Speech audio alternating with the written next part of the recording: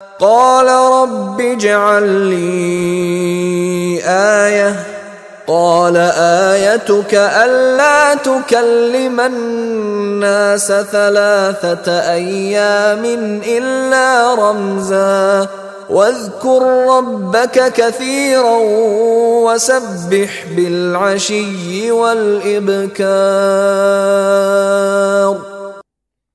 قال رب اجعل لي آیہ، انہوں نے عرض کیا پروردگار میرے لیے کوئی نشانی مقرر کر دے، مجھے معلوم ہو جائے کہ واقعی ایسا ہونا ہے اور واقعی یہ کلام جو میں سن رہا ہوں تیری طرف سے ہے.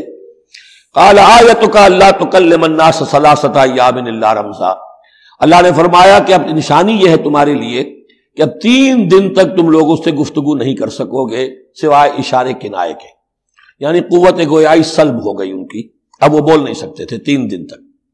وَاذْكُرْ رَبَّكَ كَثِيرًا، اپنے دل میں اپنے رب کو یاد کرتے رہو کثرت کے ساتھ. وَسَبِّحْ بِالْعَشِيِّ وَالْإِبْكَارِ، اور تسبیح کیا کرو شام کے وقت بھی اور صبح کے وقت.